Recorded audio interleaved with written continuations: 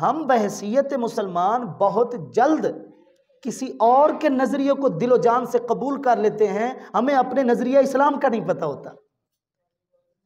ہم کسی اور کی سوچ کو زبردستی اپنے اوپر مسلط کر لیتے ہیں اور پھر ساری زندگی اس کے مطابق گزار دیتے ہیں، ہمیں اپنی سوچ کا نہیں ہے پتہ۔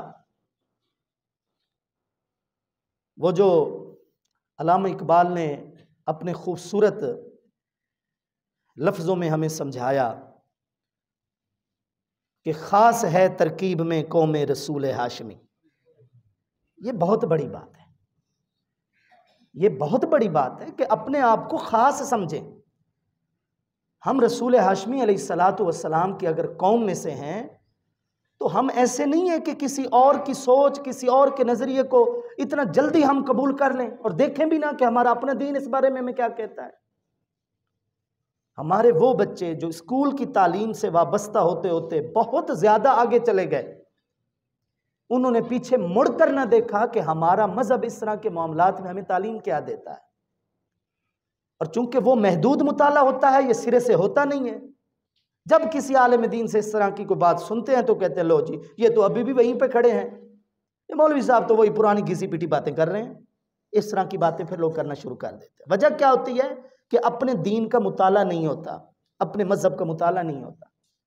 ہم نے زیادہ غیروں کو پڑھا ہوا ہوتا ہے، ہم نے زیادہ اپنے دین کو نہیں پڑھا ہوا ہوتا۔ اور پھر دین کی موٹی موٹی باتیں، مسئلے حلال حرام، چلو یہ تو کوئی پڑھ لیتے ہیں، لیکن دین کا جو ایک عقیدے کا باب ہے نا پورا، کہ ایک مسلمان اپنے رب کے بارے میں کس طرح کے عقائد رکھتا ہے، یہ تو بہت ہی کم پڑھا جاتا ہے، یا بہت کم پڑھایا جاتا ہے میرا بھائی۔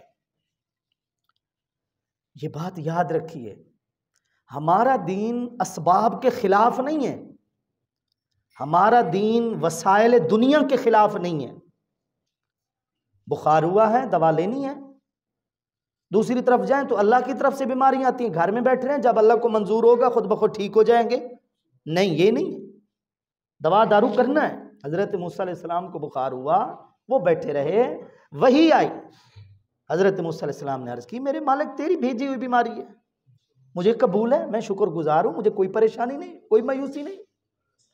لیکن رب نے پھر وحی بھیجی، پھر حکم دیا فرشتے کے ذریعے کہ نہیں ہے موسیٰ، اگر بیماری میری پیدا کرتا ہے تو جن چیزوں سے علاج ہوتا ہے وہ بھی میری مخلوق ہے، وہ بھی میری پیدا کرتا ہے، علاج تمہیں کرنا ہے۔ حضرت موسیٰ علیہ السلام نے رب کے حکم کے آگے سر جھکایا، اپنے بخار کا علاج کیا۔ بات آپ علیہ السلام کی زندگی ہمارے سامنے ہے۔ درجہ توکل آپ علیہ السلام سے بڑھ کر تو کسی میں بھی نہیں ہو سکتا، کسی نبی میں بھی نہیں ہو سکتا جتنا درجہ توکل ہمارے نبی کریم علیہ السلام کے اندر تھا، اللہ پر بھروسہ۔ لیکن ظاہری طور پر علاج معالجہ نہ صرف آپ نے کیا بلکہ اس کا حکم بھی دیا۔ تو وسائل ہیں، اسباب ہیں، ہمارا دین اس کے خلاف نہیں ہے۔ ہاں، ہمارا دین یہ کہتا ہے کہ مؤثر حقیقی اور مسبب الاسباب وہ صرف اللہ تعالیٰ کی ذات ہے۔ اگر ہم نے ٹیبلٹ لینی ہے، اگر ہم نے بروفن کھانی ہے، اگر ہم نے جناب پیناڈال لینی ہے تو یہ شریعت کا حکم ہے، اس لیے ہم علاج کروا رہے ہیں۔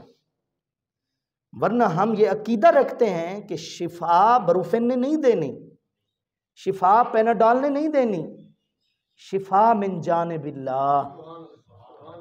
وہ جو پرانے بزرگ تھے نا، پرانے حکیم، طبیب، ڈاکٹر، جب وہ نسخہ لکھتے تھے، اب تو یہ چیزیں ختم ہوتی جا رہی ہیں، اب تو پرنٹ کروایا، جان چھڑوائی، پیڈ چھپ گئے، لیکن وہ آپ اب بھی دیکھیں گے وہ سب سے اوپر هو الشافی لکھتے ہیں۔ کیا لکھتے ہیں؟ بھائی یہ نسخہ ہے، میرا تجویز کردہ ہے، جو بھی ہے، لیکن شفا دینے والا اللہ تعالیٰ۔ یہ ہمارا عقیدہ ہے، یہ ہماری سوچ ہے۔ مسبب الاسباب اللہ تعالیٰ کی ذات ہے۔ یہ نظام وسائل اور اسباب کے تحت چل رہا ہے۔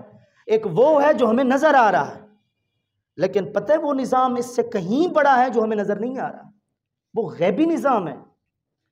زلزلے کیوں آتے ہیں؟ افسوس کی بات یہ ہے کہ جس طرف توجہ کرنی تھی ادھر ہم نے توجہ نہیں کی۔ ہمارے پڑھے لکھے لوگ اس بحث میں پڑ گئے کہ جناب سائنسی وجوہات کیا ہے۔ بھائی ہوں گی سائنسی وجوہات، سائنس کا کیا ہے؟ اس کا آج کچھ نظریہ ہے، کل کچھ نظریہ ہے۔ ایک سائنسدان اٹھتا ہے، پچھلے سارے سائنسدان کے نظریات کو ملیا میٹ کرتے ہوئے اپنی ایک نئی تھیوری مسلط کر دیتا ہے دنیا کے اوپر۔ آپ نیٹ کے اوپر جائیں، آپ اسی کی تحقیق پڑھ لیں، ایک مذہبی نقطہ نظر سے نہیں، سائنسی نقطہ نظر سے پڑھ لیں، آپ کو 3-4 نظریے ملیں گے کہ زلزلے کیوں آتے ہیں۔ کوئی کچھ کہہ رہا ہے، کوئی کچھ کہہ رہا ہے۔ تو جو نظریات تبدیل ہوتے رہتے ہیں، جو انسان کی ایک سوچ ہے، وہ آج کچھ ہے، کل کو اس کی محنت کا نتیجہ کچھ اور ہو سکتا ہے، اس کی تحقیق کا رزلٹ کچھ اور نکل سکتا ہے۔ ہم ادھر یقین کامل رکھے ہوئے ہیں، اور جو مذہب کے، دین اسلام کے، اللہ کے نازل کردہ دین کے اٹل فیصلے ہیں، ہماری اس طرف توجہ ہی نہیں ہے۔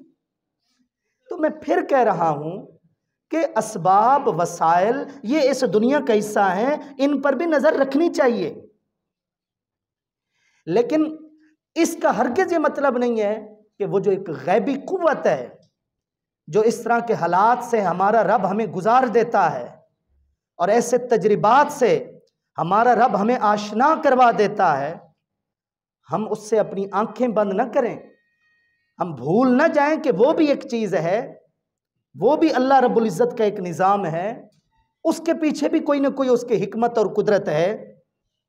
یہ چیز قابل غور ہے، جس کی طرف ہماری آج توجہ ختم ہوتی جا رہی ہے۔ اخبار میں خبر چھپتی ہے کہ جناب بہت بڑا سورج گرہن لگنے والا ہے، media talk shows, breaking news, یہ سارا جناب جو آج رات کو چاند گرہن ہوگا ایسا تاریخ میں کبھی نہیں ہوا۔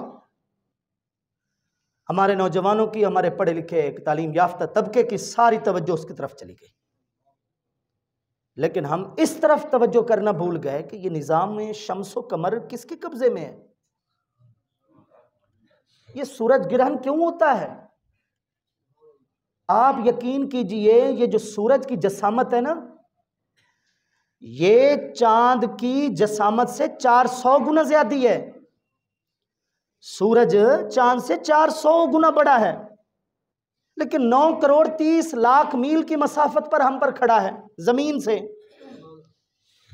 اور کمال یہ ہے کہ چاند جو ہے وہ 400 گنا زیادہ اس زمین کے قریب ہے سورج سے، اس لیے دونوں کی ٹکیاں ہمیں برابر نظر آتی ہے، ورنہ سورج تو 400 گنا بڑا ہے، میں تو کہہ رہا ہوں، لیکن وہ دور اتنا ہے زمین سے۔ چاند چھوٹا ہے لیکن زمین کے قریب ہے، ہمیں دونوں برابر نظر آتے ہیں۔ تو سورج گرہن کا کیا مطلب ہوتا ہے؟ چاند چھوٹا ہو کر بھی اتنے بڑے سورج کو گھیر لیتا ہے، اپنے اندر لے لیتا ہے۔ مجھے بتائیں، بڑی چیز چھوٹی کو اپنے اندر لیتی ہے یا چھوٹی چیز بڑی چیز کو اپنے اندر لیتی ہے؟ چلو اتنی بات تو ہمیں سمجھ آ سکتی ہے نا۔ اور جو خلا جس کا بڑا ہوگا وہ چھوٹے خلا والے کو اندر لے لے گی، جس کا سوراخ ہی چھوٹا ہوگا وہ بڑی چیز کو کیسے اپنے اندر لے سکتی ہے؟ لیکن اگر خدا کا بنایا ہوا نظام ہے کہ چاند سورج کے اوپر حاوی ہو جاتا ہے اور سورج کو گرہن لگ جاتا ہے، تو بجائے اس کے کہ ہم قدرت کی نشانیوں میں غور کر کے خدا کے قریب ہوتے، ہم ظاہری بحث میں الجھ کر ہم خدا کی نشانیوں میں غور نہیں کرتے، خدا کی طرف رجوع نہیں کرتے۔ آپ کو ساری بحث اس پر لگے گی، وہ ایک مولوی صاحب کو بٹھا دیتے ہیں، ایک کسی جناب فلسفی کو بٹھا دیتے ہیں، ہاں جی بتائیں زلزلے کیوں آتے ہیں؟ مولوی صاحب جناب قرآن کی آیتیں پڑھیں گے کہ جناب گناہوں کی سزا ہے، حدیثیں پڑھیں گے جب یہ ہوگا تو جناب زلزلے آئیں گے۔ وہ دوسرا اٹھے گا، وہ آگے جواب دے گا نہیں جناب یہ وجہ نہیں ہے، زمین کی پلیٹیں ہوتی ہیں، وہ حرکتیں کرتی ہیں، یہ ہو جاتا ہے وہ جاتا ہے۔ ہوتے دونوں مسلمان ہیں، دونوں بات کرنے والے مسلمان ہیں۔ میرا بھائی وہ جو بات بچپن سے یاد کی ہے، بزرگوں سے سنی ہے کہ کوئی ایک پتا بھی خدا کی مرضی کے بغیر نہیں ہل سکتا، بتائیں ہمارا علم ہمیں کہاں تک لے گیا ہے؟ ہم تقدیر الہی سے تو اپنی جان چھڑائے بیٹھے ہیں۔ بات کریں آپ ظاہری وسائل پر کریں، زمین کی پلیٹوں پر کریں، زمین کے اندر جناب ایک آگ ہے، اس کا ایک لاوا ہے، وہ پکتا رہتا ہے، یہ ہو جاتا ہے وہ ہو جاتا ہے، زمین کو اپنی جگہ سے ہلنا پڑتا ہے کیونکہ اس آگ کی تپش اتنی ہوتی ہے، آکسیجن، یہ ساری بحثیں آپ کریں، لیکن جس نے زمین کو پیدا کیا ہے وَالْأَرْضَ بَعْدَ ذَلِكَ دَحَاهَا، جس نے زمین کو بچھایا ہے، جس نے آسمان کو بنایا ہے، جس نے سورج اور چاند کو تخلیق کیا ہے، اس کی کتنی قدرت ہے، اس کا کیا قبضہ ہے، اس کا کیا ارادہ ہے، اس کی کیا مشیت ہے؟ بحیثیت مسلمان ہمیں ان چیزوں کا پتہ ہی نہیں ہے۔ اچھا ایک لمحے کے لیے غور کریں، یہ جو ماہرین فلکیات خبریں دیتے ہیں جناب بارش آنے والی اور ہم سنبھل جاتے ہیں، اب تو یہ بھی خبریں گردش کر رہی ہیں زلزلے کب کہاں آنے ہیں، یہ بھی تاریخیں پہلے دی جا رہی ہیں، جھوٹ سچ اللہ جانے۔ لیکن یہ خبریں سن کر ہمارا جو تاثر سنبھلنے کا ہوتا ہے وہ کس طور پر ہوتا ہے؟ ہم نے جس کے حقوق کو ہڑپ کیا وہ ہوتا ہے، کیا اس کو ہم واپس کر رہے دیتے ہیں؟ ہاں جی جناب، جس کا حق کھائے بیٹھے ہوتے ہیں اس کا حق واپس کرتے ہیں۔ ناپ تول میں ہم کمی کر رہے ہیں دن رات، کیا ہم اس سے توبہ طائب ہو جاتے ہیں؟ دل آزاریاں ہم کر رہے ہیں، غیبت چغلیاں کر رہے ہیں، کسی کی عزت کے ساتھ کھیل رہے ہیں، ہم یہ زلزلوں کی باتیں سن کر خدا کا خوف دل میں لے کر آتے ہیں کیا؟ ہمیں خوف ہوتا ہے تو کہیں ہمارا مکان نہ گر جائے، کہیں ہمارا جانی نقصان نہ ہو جائے، کہیں ہمارے بچوں کا نقصان نہ ہو جائے، ظاہری خوف ہوتا ہے۔ اس طرح کی باتیں ہمیں خدا کی طرف کیوں نہیں لے کر جاتی؟ ہمیں حقوق العباد کا احساس کیوں نہیں دلاتی؟ ہم میں سے کتنے لوگ ہیں جو یہ سب کچھ سوچتے ہیں اس طرح کے موقع پر؟ یہ بے حسی ہمارے ہاں بڑھتی جا رہی ہے۔ ہم اتنا ظاہر کی طرح متوجہ ہو جاتے ہیں کہ ایک اسلام، ایمان اور کلمے کا جو تقاضا ہے ہمیں اس کا احساس ہی نہیں ہے۔ ہاں یہ بات ضرور ہے، یہ مصیبتیں، یہ پریشانیاں، یہ ہیں ہمارے اعمال کی شامت ہے، اس میں کسی بھی مسلمان کو انکار نہیں کرنا چاہیے۔ بھائی اگر 10 آور چیزیں کوئی کھاتا ہے تو پیٹ خراب ہوگا، معدہ خراب ہوگا۔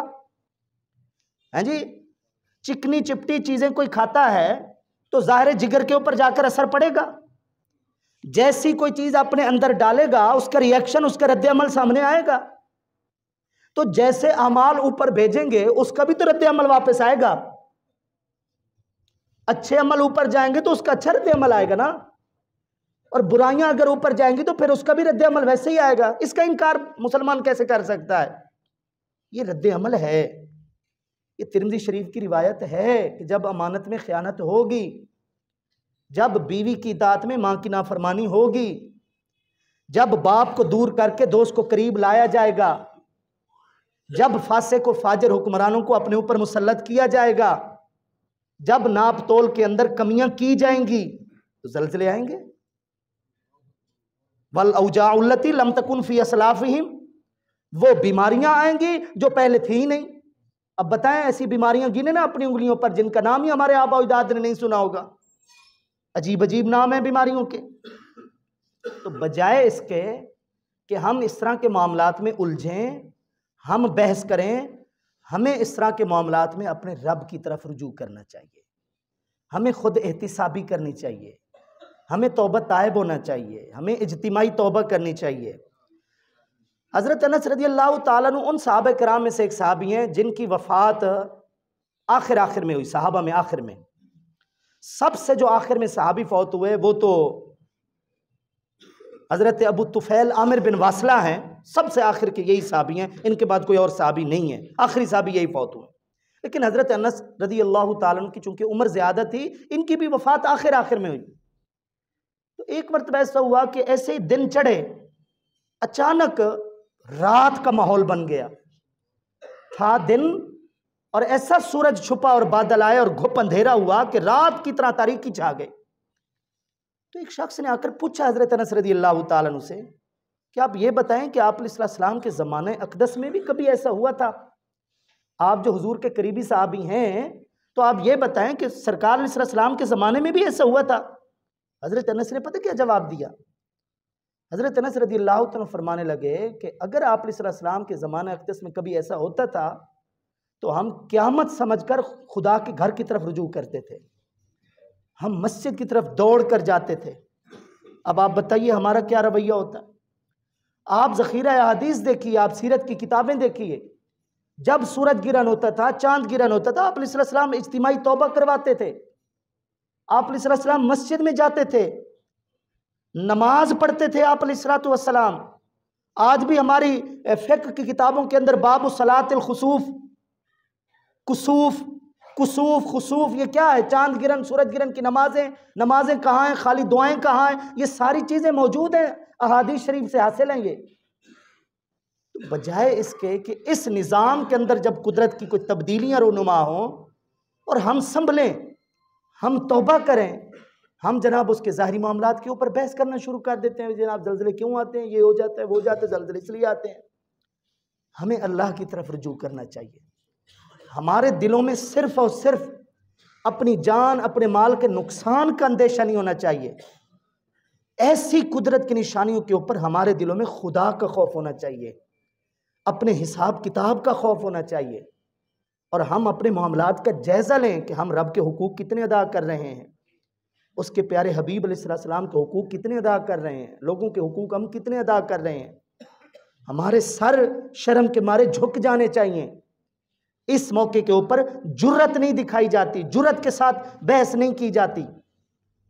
قرآن مجید کی 7ویں سورت سورہ اعراف، یہ 9ویں پارے کے شروع میں جو دوسرے رکوع میں کبھی آپ کو موقع ملے تو اس کا مضمون پڑھیے گا۔